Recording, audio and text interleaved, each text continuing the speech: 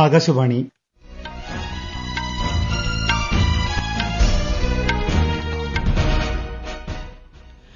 നമസ്കാരം. വാർത്തകൾ വായിക്കുന്നത് അനിൽകുമാർ.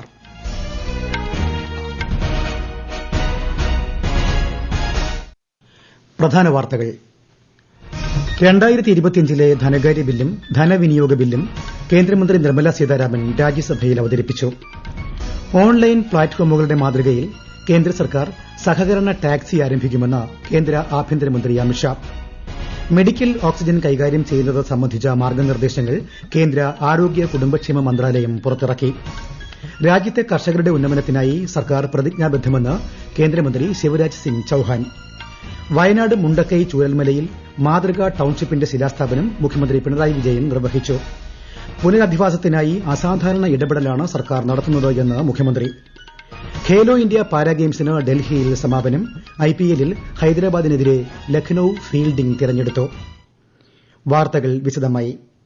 2025 ധനകാര്യ ബിൽ, ധനവിനിയോഗ ബിൽ നമ്പർ 3 എന്നിവ കേന്ദ്രമന്ത്രി നിർമ്മല സീതാരാമൻ രാജ്യസഭയിൽ അവതരിപ്പിച്ചു. ധനകാര്യ ബിൽ ഇതിനകം ലോക്സഭ പാസാക്കിയിരുന്നു.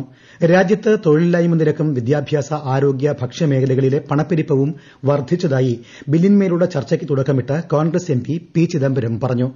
ദശലക്ഷക്കണക്കിന് യുവാക്കളെ നൈപുണ്യം നേടുന്നതിൽ നരേന്ദ്രമോദി സർക്കാർ വിജയിപ്പിച്ചിട്ടുണ്ടെന്ന് എൻസിപിയുടെ പ്രഫുൽ പട്ടേൽ ചൂണ്ടിക്കാട്ടി. 2025 ഇമിഗ്രേഷൻ ആന്റ് ഫോറിനേഴ്സ് ബിൽ ലോക്സഭയിൽ ചർച്ചയ്ക്കെടുത്തു. ബിൽ ഭരണഘടനാ വിരുദ്ധമാണെന്ന് ചർച്ചയ്ക്ക് തുടക്കമിട്ട കോൺഗ്രസ് എംപി മനീഷ് തിവാരി ആരോപിച്ചു. കൂടുതൽ പരിശോധനയ്ക്കായി ബിൽ സംയുക്ത പാർലമെന്ററി കമ്മിറ്റിക്ക് അയക്കണമെന്ന് അദ്ദേഹം ആവശ്യപ്പെട്ടു. അതേസമയം രാജ്യത്തിന്റെ സുരക്ഷ ഉദ്ദേശിച്ചുള്ള ബിൽ കാലഘട്ടത്തിന്റെ ആവശ്യമാണെന്ന് ബിജെപി എംപി അപരാജിത സാരംഗി മറുപടി നൽകി. രാജ്യത്തെ ഇമിഗ്രേഷൻ നിയമങ്ങൾ ആധുനികവൽക്കരിക്കാൻ ലക്ഷ്യമിട്ടുള്ളതാണ് immigration and foreigners bill. Online പ്ലാറ്റ്ഫോമുകളായ ഊബറിന്റെയും ഓലയുടെയും മാതൃകയിൽ കേന്ദ്ര ഗവൺമെന്റ് സഹകരണ ടാക്സി സംവിധാനം ആരംഭിക്കുമെന്ന് കേന്ദ്ര ആഭ്യന്തര സഹകരണ മന്ത്രി അമിത്ഷാ പ്രഖ്യാപിച്ചു. സഹകർ സേ സമൃദ്ധി പദ്ധതിയുമായി പൊരുത്തപ്പെടുന്നതായിരിക്കും ഈ സംവിധാനമെന്ന് ലോക്സഭയിൽ നടന്ന ഒരു ചർച്ചയ്ക്കിടെ അദ്ദേഹം പറഞ്ഞു.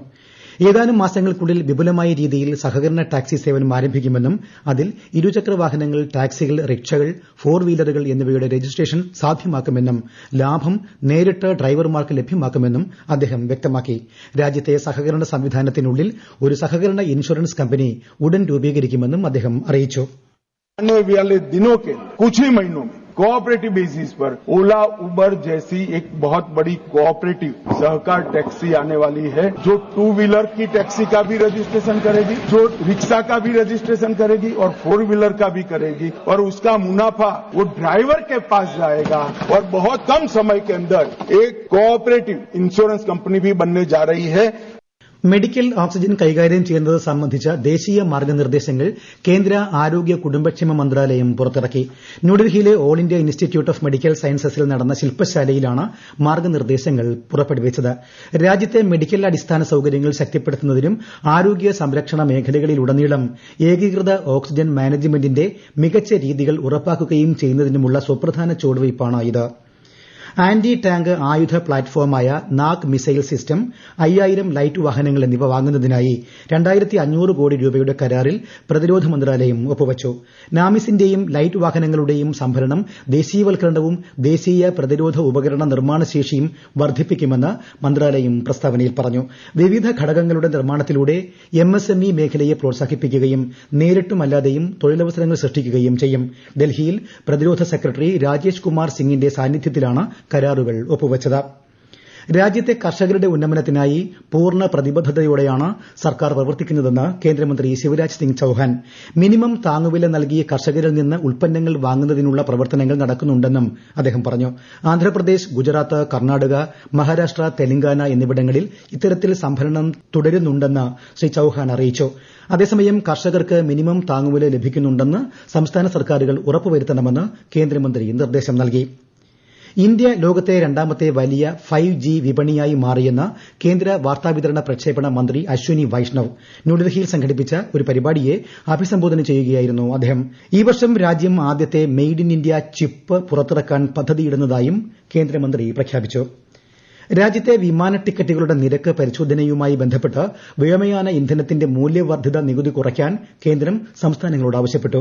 വിമാന ടിക്കറ്റ് നിരക്കിന്റെ 45% വ്യോമയാന ഇന്ധനത്തിന് നൽകണമെന്നും ചില സംസ്ഥാനങ്ങൾ ഇന്ധനത്തിന് 29% വാറ്റ് ഈടാക്കുന്നുണ്ടെന്നും വ്യോമയാന മന്ത്രി കെ രാംമോഹൻ നായിഡു ചോദ്യോത്തരവേളയിൽ ലോക്സഭയെ അറിയിച്ചു. ഈ വാർത്തകൾ ആകാശവാണിയിൽ നിന്ന്. ആകാശവാണി വാർത്തകളും വാർത്താ അധിഷ്ഠിത പരിപാടികളും all India radio news Thiruvananthapuram YouTube ചാനലിലും at all India radio news Thiruvananthapuram Facebook പേജിലും AIR ന്യൂസ് _ ഇൻസ്റ്റഗ്രാം അക്കൌണ്ടിലും at AIR news _TVM X ഹാൻഡിലും ലഭ്യമാണ്. സാമൂഹ്യ പരിഷ്കർത്താവായിരുന്ന ശ്രീ ഹരിചന്ദ് താക്കൂറിന്റെ ജന്മദിനമായ ഇന്ന് പ്രധാനമന്ത്രി നരേന്ദ്രമോദി അദ്ദേഹത്തിന് ശ്രദ്ധാഞ്ജലി അർപ്പിച്ചു. പാർശ്വവൽക്കരിക്കപ്പെട്ടവരുടെ ഉന്നമനത്തിനും സമത്വം, കാരുണ്യം, നീതി എന്നിവ പ്രോത്സാഹിപ്പിക്കുന്നതിനുമുള്ള ശ്രീ താക്കൂറിന്റെ ശ്രമങ്ങളെ അഭിനന്ദിച്ച പ്രധാനമന്ത്രി 2025 മതുവ ധർമ്മ മഹാമേളയ്ക്ക് ആശംസകൾ നേർന്നു. വയനാട് മുണ്ടക്കൈ ചൂരൽമല ഉരുൾപൊട്ടൽ ദുരന്തബാധിതരെ പുനരധിവസിപ്പിക്കുന്നതിനുള്ള മാതൃകാ ടൌൺഷിപ്പിന്റെ ശിലാസ്ഥാപനം മുഖ്യമന്ത്രി പിണറായി വിജയൻ നിർവഹിച്ചു. കേരളത്തിന്റെ ഒരുമയുടെ കരുത്താണിതെന്നും എല്ലാ ഇടങ്ങളിൽ നിന്നുമുള്ള സഹായങ്ങളെ ഏകോപിപ്പിച്ചുള്ള ഇടപെടലാണ് പുനരധിവാസത്തിനായി സംസ്ഥാന സർക്കാർ നടത്തുന്നത് എന്നും മുഖ്യമന്ത്രി പറഞ്ഞു. സാധാരണ നിലക്ക് ദുഷ്കരമെന്ന് കരുതുന്ന ഈ അസാധാരണ ദൌത്യം എങ്ങനെയാണ് ഏറ്റെടുത്ത് നിറവേറ്റാനുള്ള ആർജവവും ധൈര്യവും നമുക്ക് ഉണ്ടായത്? ഈ ചോദ്യത്തിന് ഒറ്റ ഉത്തരമേയുള്ളൂ: നമ്മുടെ നാടിന്റെ ഒരുമയും ഐക്യവും, ജനസമൂഹത്തിന്റെ മനസാക്ഷിയിലെ മനുഷ്യത്വം. ഇതെല്ലാം ഒത്തുചേർന്നാൽ, അതിനോടൊപ്പം സർക്കാരിനും നിൽക്കാനായാൽ അസാധ്യത്തെ സാധ്യമാക്കാം എന്നതാണ് സത്യം. പുനരധിവാസത്തിനുള്ള കേന്ദ്ര സഹായത്തിന്റെ കാര്യത്തിൽ ഇതുവരെ വ്യക്തതയില്ലെന്നും ധനസഹായത്തിന് പകരം വായ്പയാണ് കേന്ദ്രം അനുവദിച്ചതെന്നും മുഖ്യമന്ത്രി വ്യക്തമാക്കി. എൽസ്റ്റൺ എസ്റ്റേറ്റിലെ 64 ഹെക്ടർ ഭൂമിയിൽ 7 സെന്റ് വീതമുള്ള പ്ലോട്ടുകളിൽ 1000 ചതുരശ്ര അടി വിസ്തീർണത്തിലാണ് വീടുകൾ നിർമ്മിക്കുക. ഡൽഹിയിൽ നടന്ന ഖേലോ ഇന്ത്യ പാരാ ഗെയിംസിന് സമാപനം. കഴിഞ്ഞ 8 ദിവസങ്ങളിലായി നടന്ന ചാമ്പ്യൻഷിപ്പിൽ archery, athletics, badminton, power lifting, shooting, table tennis എന്നിങ്ങനെ 6 ഇനങ്ങളിലായി 1300-ലധികം പാരാ അത്ലറ്റുകൾ പങ്കെടുത്തു. IPL ക്രിക്കറ്റിൽ സൺറൈസേഴ്സ് ഹൈദരാബാദിനെതിരെ ടോസ് നേടിയ ലക്നൌ സൂപ്പർ ജയന്റ്സ് ഫീൽഡിംഗ് തെരഞ്ഞെടുത്തു. ഹൈദരാബാദിലാണ് മത്സരം. ഹുറിയത്തുമായി ബന്ധമുള്ള 2 സംഘങ്ങൾ കൂടി വിഘടനവാദം ഉപേക്ഷിച്ചതായി കേന്ദ്ര ആഭ്യന്തരമന്ത്രി അമിത്ഷാ. ജമ്മുകാശ്മീരിലെ വിഘടനവാദ ഗ്രൂപ്പുകളായ തഹ്രീക്ക് ഇ ഇസ്തിഖ്ലാലും തഹ്രീക്ക് ഇ ഇസ്തിഖാമത്തും നവഭാരതത്തിൽ വിശ്വാസമർപ്പിച്ചതായി അദ്ദേഹം വ്യക്തമാക്കി. വിഘടനവാദം അന്ധവിശ്വാസം വലിക്കുകയാണെന്നും ഐക്യത്തിന്റെ വിജയം കാശ്മീരിലുടനീളം പ്രതിധ്വനിക്കുന്നുണ്ടെന്നും സാമൂഹ്യമാധ്യമ പോസ്റ്റിൽ അദ്ദേഹം പറഞ്ഞു. മാധ്യമ വ്യവസായത്തിലെ സൃഷ്ടിയിലും വിതരണത്തിലും സാങ്കേതികവിദ്യ സുപ്രധാന പങ്കുവഹിക്കുന്നതായി പ്രസാർ ഭാരതി CEO ഗൌരവ് ദ്വിവേദി. വ്യവസായ രംഗത്ത് വലിയ തോതിലുള്ള ഏകീകരണവും ജനാധിപത്യവൽക്കരണവും സൃഷ്ടിക്കപ്പെടുന്നുണ്ടെന്ന് അദ്ദേഹം പറഞ്ഞു. മുംബൈയിൽ നടന്ന FICCI EY M&E industry report പ്രകാശന ചടങ്ങിൽ സംസാരിക്കുകയായിരുന്നു അദ്ദേഹം. വരാനിരിക്കുന്ന വേവ്സ് ഉച്ചകോടിയിൽ എല്ലാവരും പങ്കെടുക്കണമെന്നും ശ്രീ ദ്വിവേദി അഭ്യർത്ഥിച്ചു. കേരളത്തിൽ 2026-27 അധ്യയന വർഷം മുതൽ 1ാം ക്ലാസ് പ്രവേശന പ്രായം 6 വയസ്സായിരിക്കുമെന്ന് വിദ്യാഭ്യാസ മന്ത്രി വി ശിവൻകുട്ടി. നിലവിൽ പ്രവേശനം നേടുന്നതിനുള്ള പ്രായം 5 വയസ്സാണ്. എന്നാൽ 6 വയസ്സിനു ശേഷമാണ് കുട്ടികൾ വിദ്യാഭ്യാസത്തിനായി സജ്ജരാകുന്നതെന്നാണ് ശാസ്ത്രീയ പഠനങ്ങൾ സൂചിപ്പിക്കുന്നതെന്ന് മന്ത്രി തിരുവനന്തപുരത്ത് വാർത്താസമ്മേളനത്തിൽ പറഞ്ഞു. ഈ വർഷം 8ാം ക്ലാസ്സിൽ നടപ്പിലാക്കിയ സബ്ജക്ട് മിനിമം അടുത്ത അധ്യയന വർഷം 9ാം ക്ലാസ്സിലും കൂടി നടപ്പാക്കുമെന്നും അദ്ദേഹം പറഞ്ഞു. രാജ്യത്തെ കൽക്കരി ഉൽപ്പാദനം ഈ സാമ്പത്തിക വർഷത്തിൽ 1 ബില്യൺ ടൺ കടന്നതായി കേന്ദ്രമന്ത്രി ജി കിഷൻ റെഡ്ഡി. ആഗോളതലത്തിൽ 2ാമത്തെ വലിയ കൽക്കരി ഉൽപ്പാദകരും ഉപഭോക്താവുമാണ് ഇന്ത്യയെന്നും അദ്ദേഹം പറഞ്ഞു. ന്യൂഡൽഹിയിൽ ആരംഭിച്ച 12ാം ഘട്ട വാണിജ്യ കൽക്കരി ഖനി ലേലത്തിൽ സംസാരിക്കുകയായിരുന്നു കേന്ദ്രമന്ത്രി. കേന്ദ്ര സർക്കാർ വഖഫ് ഭേദഗതി ബിൽ പിൻവലിക്കണമെന്നാവശ്യപ്പെട്ട് തമിഴ്നാട് സർക്കാർ പ്രമേയം പാസാക്കി. വഖഫ് നിയമത്തിലെ ഭേദഗതികൾ മൌലികാവകാശങ്ങൾക്ക് എതിരാണെന്ന് തമിഴ്നാട് മുഖ്യമന്ത്രി M.K. സ്റ്റാലിൻ നിയമസഭയിൽ പറഞ്ഞു. ബിൽ വഖഫ് ബോർഡിന്റെ അധികാരങ്ങളെ ദുർബലപ്പെടുത്തുന്നതാണെന്നും അദ്ദേഹം ചൂണ്ടിക്കാട്ടി. പ്രധാന പ്രതിപക്ഷമായ AIADMK, PMK പാർട്ടികളുടെ പിന്തുണയോടെയാണ് പ്രമേയം അവതരിപ്പിച്ചത്. പ്രധാന വാർത്തകൾ വീണ്ടും. 2025 ധനകാര്യ ബില്ലും ധനവിനിയോഗ ബില്ലും കേന്ദ്രമന്ത്രി നിർമ്മല സീതാരാമൻ രാജ്യസഭയിൽ അവതരിപ്പിച്ചു.